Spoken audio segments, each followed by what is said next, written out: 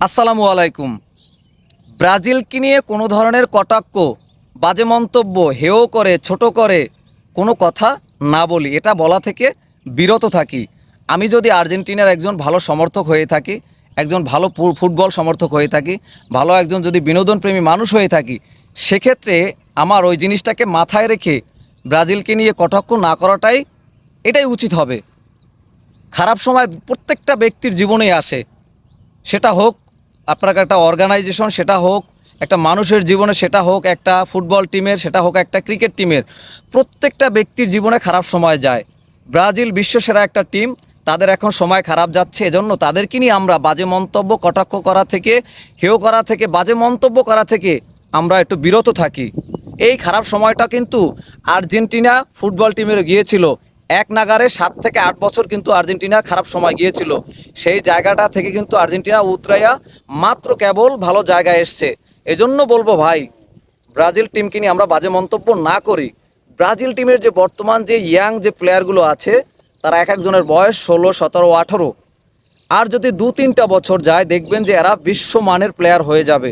তো সেই ক্ষেত্রে আমরা তাদেরকে নিয়ে বাজে মন্তব্য না করি। এই সময়টা তাদের খারাপ থাকবে না, সময়ের ব্যবধান মাত্র।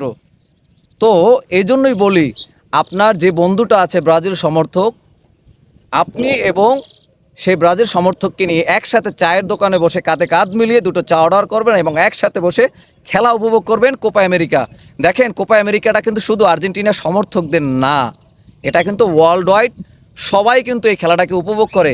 সেক্ষেত্রে আপনি কিন্তু আর্জেন্টিনার সমর্থক হয়ে ব্রাজিলকে এভাবে হেয় করে তাদেরকে কোপা আমেরিকা দেখা থেকে আপনি বিরত রাখতে পারেন, এক খেলাবিমুখ হয়ে যেতে পারে। এজন্য আপনার উচিত হবে একত্রে বসে, দুই বন্ধু হোক, ভাই হোক, কাঁধে কাঁধ মিলিয়ে একত্রে বসে খেলা দেখা।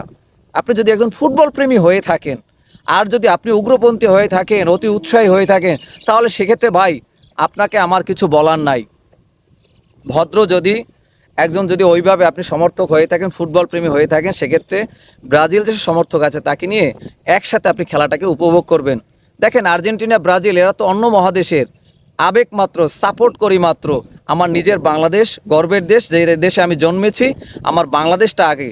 আমি কোনো জায়গায় যদি কমেন্ট করি, সেটা জায়গায় আগে আমার বাংলাদেশের ফ্ল্যাগটা দেই, তারপরে হচ্ছে আমার অন্য দেশের আমি যেটাকে সমর্থন করি সেটা দেই।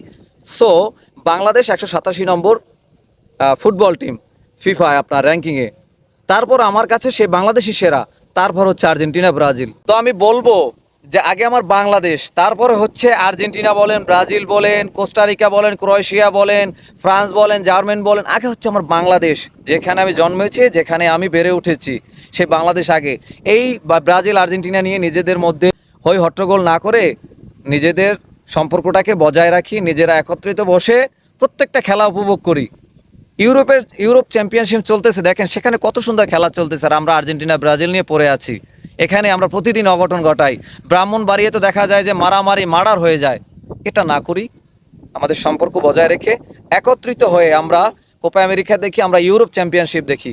যেহেতু বাংলাদেশ আমাদের নাই, সেখানে আমরা অন্য দলের যে সাপোর্টটা করব, সেটা জানি সামাজিকভাবে সুন্দরভাবে হয়, একত্রিত বসে বসে খেলা দেখতে পারি। ভালো থাকবেন, সুস্থ থাকবেন, আল্লাহ হাফেজ।